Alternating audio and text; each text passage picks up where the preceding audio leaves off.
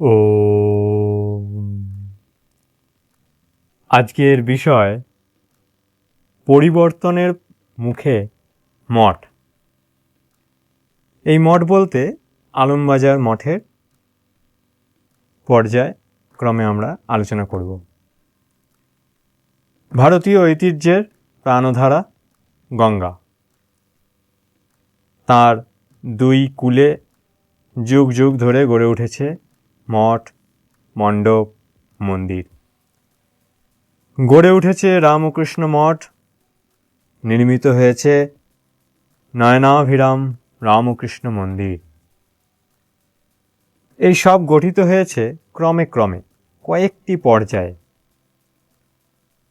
মঠের গৌরবময় যাত্রারম্ভ কাশীপুরের একটি বাগান বাড়ি থেকে।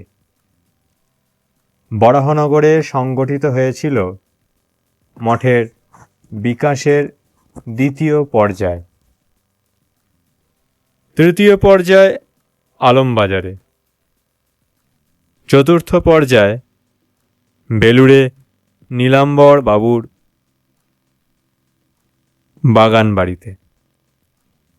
নীরবে নিভৃতে শ্রীরামকৃষ্ণ রোপিত বীজ অঙ্কুরিত পল্লবিত হচ্ছিল।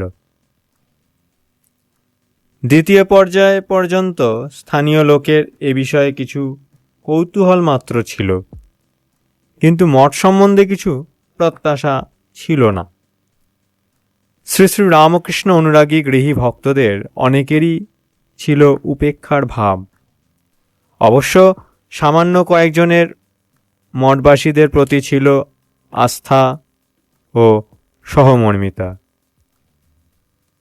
পরবর্তীকালে নরেন্দ্রনাথ একটি চিঠিতে গুরুভাই রাখাল চন্দ্রকে, পরবর্তীকালে স্বামী ব্রহ্মানন্দজিকে লিখেছিলেন, রাখাল, ঠাকুরের দেহত্যাগের পর মনে আছে, সকলে আমাদের ত্যাগ করে দিলে, হাবাতে মনে করে। কেবল বলরাম, সুরেন, মাস্টার ও চুনিবাবু এরা সকলে আমাদের বন্ধু। অতএব এদের ঋণ আমরা কখনো পরিশোধ করতে পারব না। অন্যের কি কথা? যারা কঠোর তপশ্চর্যা করে মঠ জীবনকে বিকশিত করবার জীবনব্রত গ্রহণ করেছিলেন, তাদের অধিকাংশই মঠের ভবিষ্যৎ সম্বন্ধে সুউচ্চ কোনো স্পষ্ট ভাবনা করতেন কিনা সন্দেহ।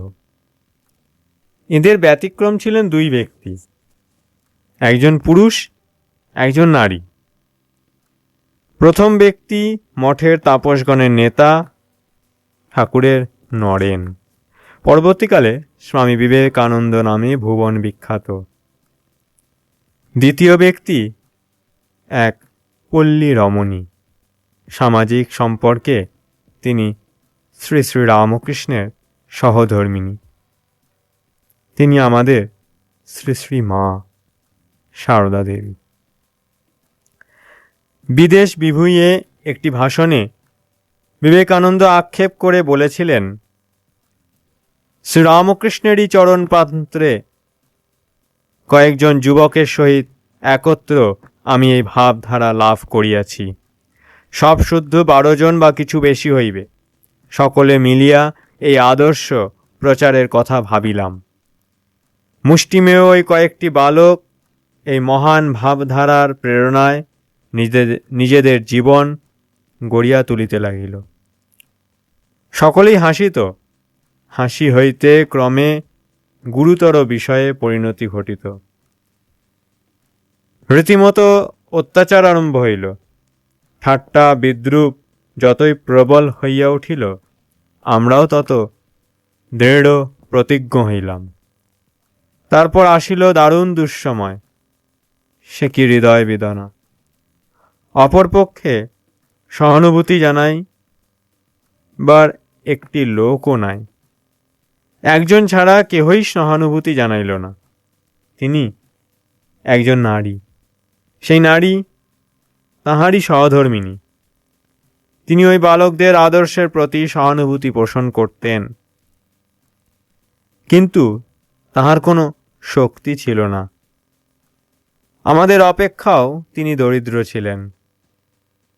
যা হোক, আমরা সংগ্রামে ঝাঁপ দিলাম। রোমহর্ষক সেই কঠোর সংগ্রামের কাহিনী, সে অভিজ্ঞতার স্মৃতি, শ্রী গুরুর প্রেরণা ও দৃঢ় সংকল্প সম্বল করে মঠবাসীগণ বরাহনগরের একটি পোড়ো বাড়ি থেকে আলমবাজারের এক ভুতুড়ে বাড়িতে এসে উঠেছিলেন। এ খবর কোনো পত্রপত্রিকাতে স্থান পায়নি। এর জন্য কোনো সম্বর্ধনা অনুষ্ঠান হয়নি। সামান্য কয়েকজন লোক তা জানতে পেরেছিল। বৃহৎ এক দায়িত্বের দুশ্চিন্তা নিয়ে নেতা নরেন্দ্রনাথ এগিয়ে চলেছিলেন। সে দায়িত্বের ছিল দুইটি মুখ্য অংশ। প্রথমত, গুরু পরমহংস শ্রী শ্রী রামকৃষ্ণদেব যে মহান সত্য প্রতিষ্ঠা করতে অবতীর্ণ হয়েছিলেন জগতের কল্যাণের জন্য, তার প্রচার ও সম্যক প্রয়োগের ব্যবস্থা করা।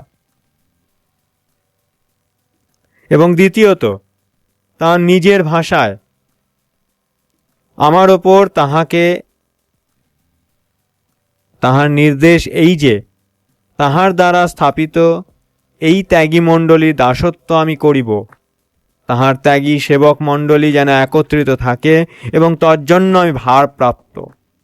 এই গুরু দায়িত্ব স্মরণে রেখেই তিনি কখনো কঠোর সাধন ভজনে ডুব দিয়েছেন, কখনো মাতৃভূমি ভারতবর্ষের প্রকৃত পরিচয় লাভের জন্য পরিভ্রমণ করেছেন,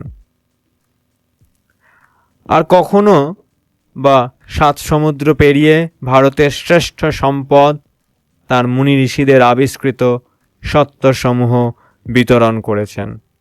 1890 জুলাইয়ের মাঝামাঝি তিনি বরাহনগর মঠ থেকে বেরিয়েছিলেন নগণ্য এক ফকিরের বেশে।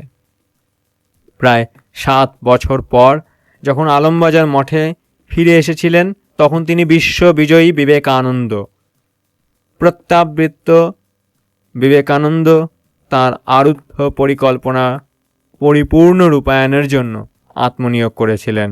পরিণতিতে মঠ জীবনের উপস্থিতি হয়েছিল এক বৈপ্লবিক পরিবর্তন।